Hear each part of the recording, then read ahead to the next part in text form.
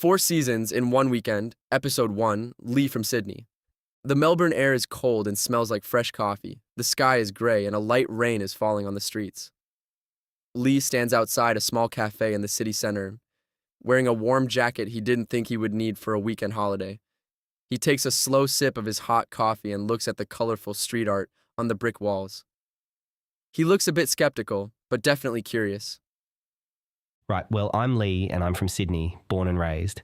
I love my city.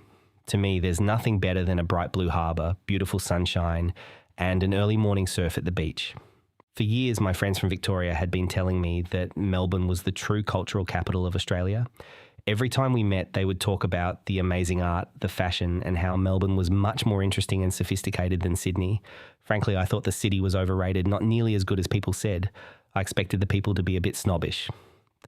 Still, I wanted to see if the reality matched the hype, so I finally decided to fly down for a long weekend to see the place for myself. I flew in on Thursday afternoon, and honestly, my first impression wasn't great.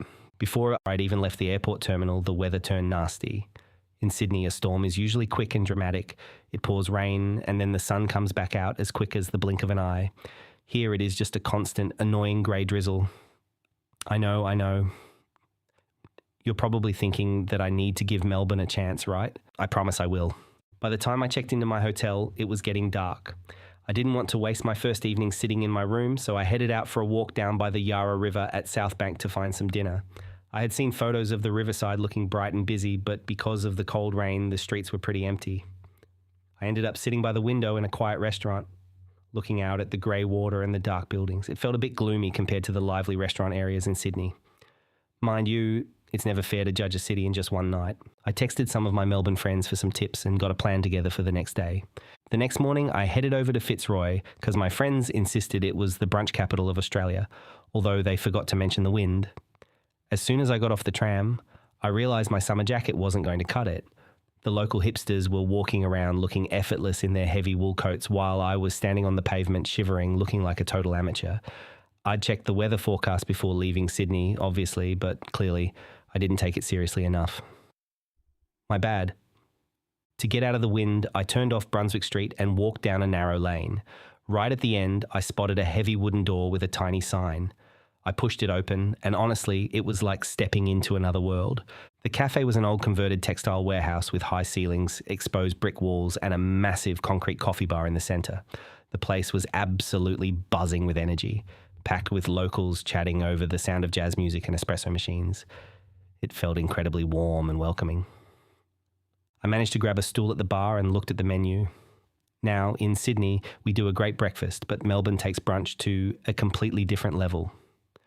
I ordered a flat white and their signature dish, chili scrambled eggs on sourdough toast with shaved parmesan and fresh coriander.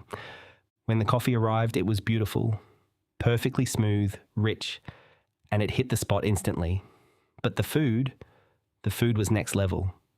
The eggs were incredibly creamy, with just the right amount of spicy kick from the fresh chili, and the sourdough was perfectly crunchy. It wasn't just breakfast, it felt like a proper high-end meal.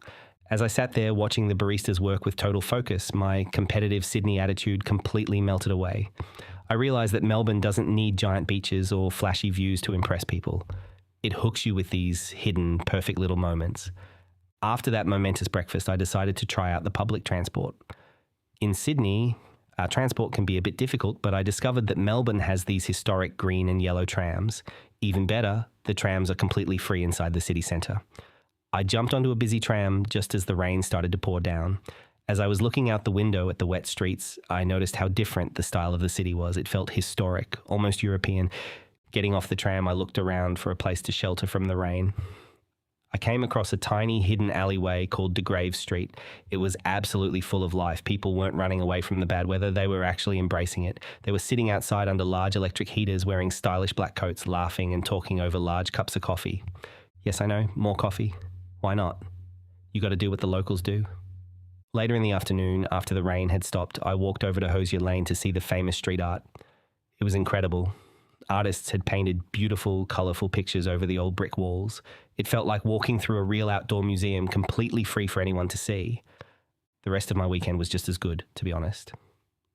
On Saturday morning, the sun actually came out, so I headed over to the famous Queen Victoria Market. The place was massive and absolutely packed with people buying fresh food, hot jam donuts, and local handmade crafts.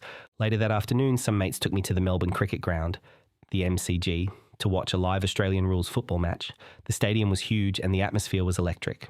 By Sunday, I was completely exhausted, so I just spent a relaxing afternoon wandering through the massive Royal Botanic Gardens right near the edge of the city. So, what's the final verdict? In the end, I have to admit that Melbourne surprised me. I'll always be a Sydney boy, but actually, when you look at the culture, the free trams, and the coffee, fair play, Melbourne. It is a fantastic place for a city break, even for a Sydney boy like me.